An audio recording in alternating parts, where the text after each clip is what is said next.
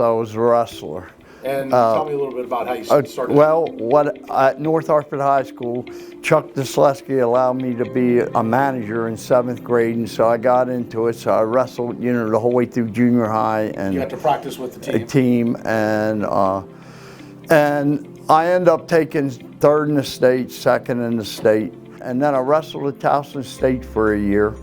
I did well there. I think I had 11-2 record or something like that, dual meet record, and took 2nd in the conference. And then I decided to go in the Army. And while I was doing the wrestling, I also boxed at Boom Booms in Bel Air. Okay.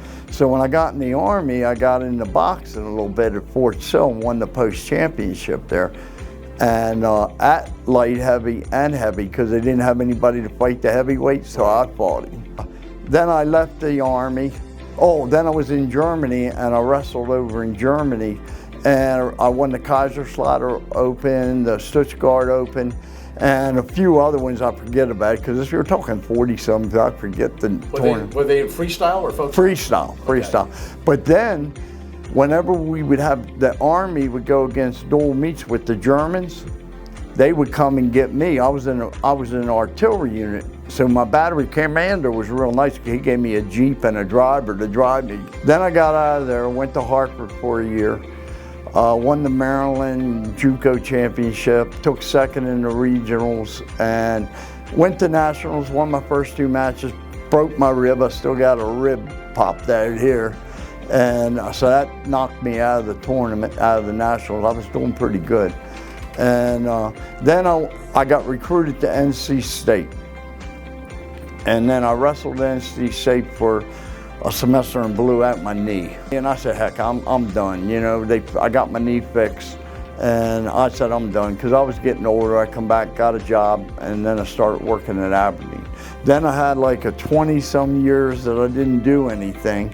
And then my step-grandson's dad tapped me out in the basement with a straight ankle lock.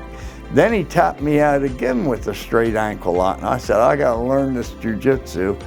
And I started working out again. I went up to Ricardo Alameda's in Philly and was training up there for a while, then with John Rollo out of Baltimore for a while.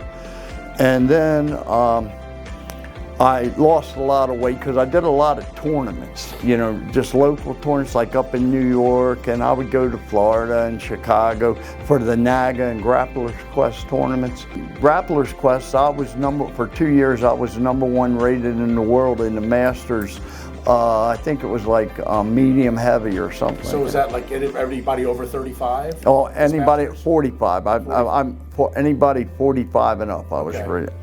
Yeah, when I went to Brazil and fought, I could have fought in Master 5 because I was like 52 years old, and I fought in Masters 3 and won both.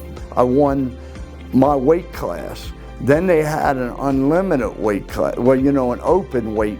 You could weigh 10 pounds or you could weigh 500 pounds, and I won that. And I met the strongest guy I've ever grappled against. I had him in a dead arm bar, and he stands up and shakes me off like a leaf.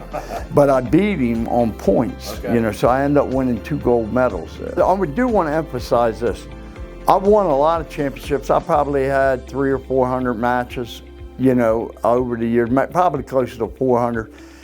Along the way, I took a lot of butt whoopings. Let's put it this way, I'm very honored that I'm gonna be nominated, super honored.